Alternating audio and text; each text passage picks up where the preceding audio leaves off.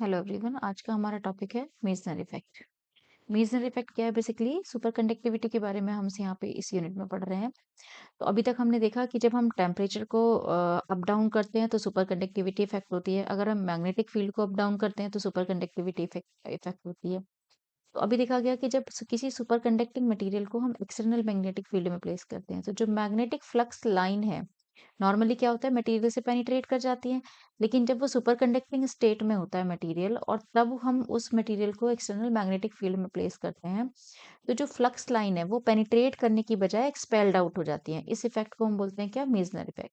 When the superconductor is cooled below a critical temperature then the expulsion of magnetic field from the superconductor is known as the Meissner effect। जैसे कि ये कोई material है हमारे पास, ठीक है, जब ये नॉर्मल स्टेट में है तो फ्लक्स लाइन जो है वो मटेरियल से पेनिट्रेट कर जाती है। इस तरह से मटेरियल के अंदर से होके पास कर जाती हैं। पेनिट्रेट का मतलब ये है। ये क्या है? हमारी normal state. This is the normal state. यहीं अगर हम सुपर कंडक्टिंग स्टेट की बात कर रहे हैं तो सुपर कंडक्टिंग स्टेट में क्या होता है? सेम मटेरियल है।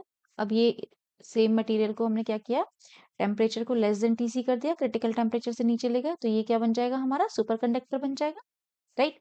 तो सुपर कंडक्टिंग स्टेट में क्या होता है कि जो फ्लक्स लाइन है वो मटेरियल से पेनिट्रेट ना करके बल्कि एक्सपेल्ड आउट हो जाती है। इस तरह से मटेरियल के बाहर से पास होती हैं बजाय पेनिट्रेशन के। इस तरह से मटेरियल से एक्सपेल्ड आउट हो जाती है। ये क्या है? हमारी सुपर कंडक्टिंग स्टेट।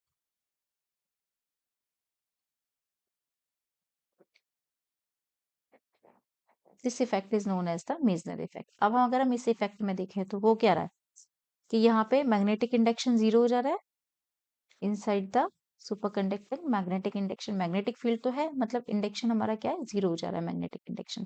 तभी तो एक्सपेल्ड आउट कर जा रही हैं। और ये कौन से मटेरियल? मैग्नेटिक मटेरियल होते हैं। तीन तरह के मैग्नेटिक मटेरियल हमारे पास होते हैं, पैरामैग्नेटिक, डायामैग्नेटिक एंड फेरोमैग्नेटिक। तो ये वाली जो प्रॉपर्टी है वो कौन सा मटेरियल शो करता है? ये शो करता है हमारा डायामैग्नेटिक मटेरियल। तो यहाँ से एक कंक्लूजन ये भी निकलता है कि सुपर कंडक्टिंग स्टेट में जो मटेरियल है वो डायमैग्नेटिक मटेरियल की तरह बिहेव करता है। तो ये कई बार प्रूव करने के लिए भी आ जाता है, prove that the material behave super conducting material behave like a diamagnetic material. ठीक है। तो हमारे पास एक फॉर्मूला होता है मैग्नेटिक प्रॉपर्टीज जहाँ पे हम स्टडी करते हैं, B is equal to mu not M plus H, right?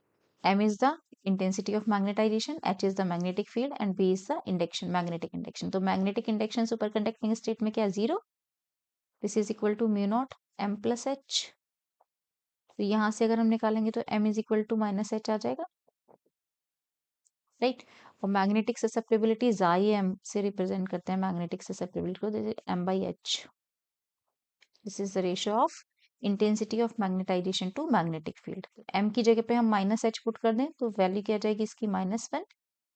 And which is the susceptibility of diamagnetic material? -1 किसकी ससेप्टेबिलिटी होती है? डायमैग्नेटिक की होती है। तो इट मीन्स ये जो हमारा मटेरियल है, सुपर कंडक्टर्स है, वो एक्सटर्नल मैग्नेटिक फील्ड में जब हम उसको प्लेस करते हैं तो डायमैग्नेटिक मटेरियल की तरह बिहेव करते हैं।